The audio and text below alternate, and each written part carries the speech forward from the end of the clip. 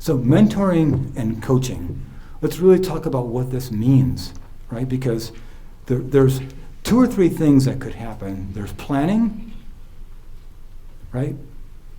Planning, motivating. There's coaching, and sometimes there's holding accountability. And many of us forget 1 and 2, and we just hold accountability, and we think we're coaching, right? How do I do this, coach? Just do it, right? Just get it done. This isn't coaching. When you say this, hey, what did you close today, right? How many calls did you make today, right? Did you get that deal? Did you close that pipeline deal? That's not coaching, guys. That's not what mentoring and coaching is. All you're going to do is force your staff to lie to you. They didn't get it happening, it's not working, and that's what's happening. So let's talk through what mentoring and coaching really is. So the first thing we want to do is we want to catch someone doing something right. We want to see them doing something right. We want you to spend the majority of your time congratulating your people on what they're doing right. We want you to develop their strengths.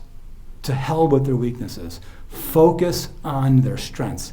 Encourage them to keep doing something right. Acknowledge them.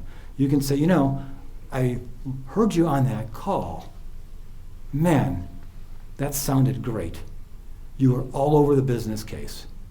Keep doing it. First piece, catch your staff doing something right. We know that the relationship between the owner and his or her marketing and sales team, how well they like each other, how well they work together, has a direct correlation on their level of success.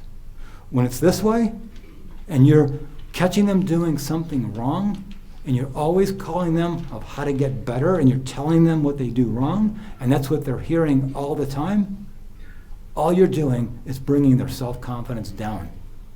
They've got hundreds of customers in a day that tell them that too, right? They're hearing that in the field. They're getting the rejection, they're feeling it.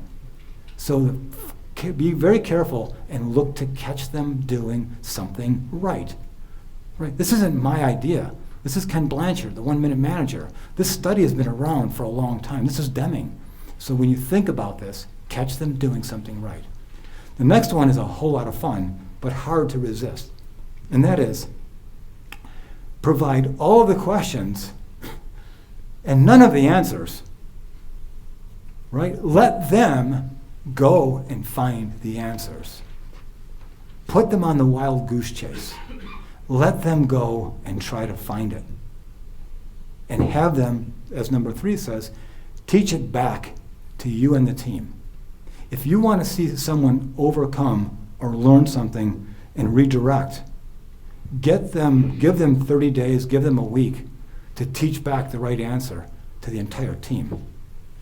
Now you've got your team working for you.